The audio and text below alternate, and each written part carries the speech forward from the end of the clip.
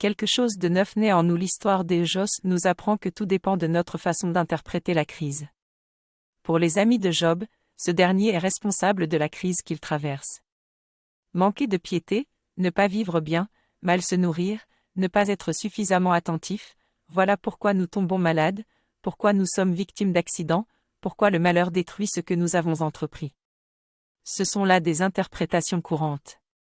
À l'image des amis de Job, les hommes d'aujourd'hui cherchent à tout expliquer par la psychologie. Nous sommes responsables de nos maladies, de nos accidents, des crises que nous vivons. Cette explication reste pourtant simpliste. Une part de mystère subsiste. La crise peut survenir dans un ciel serein, sans que nous ayons à lui imputer des causes psychologiques. La Bible nous invite à évoquer nos crises avec plus de précaution, à les accepter sans chercher à leur trouver absolument une explication. Les crises peuvent avoir de multiples causes. Certes, nous sommes responsables parfois de certaines crises, mais vouloir prouver aux personnes qui traversent une crise qu'elles en portent la responsabilité serait ajouter à leur souffrance.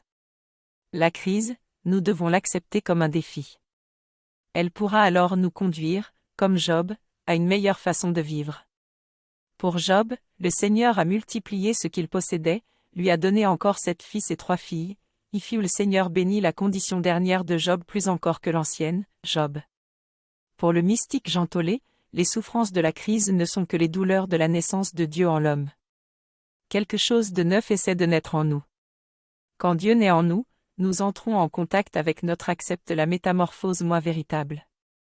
Nous devenons neufs, authentiques et libres.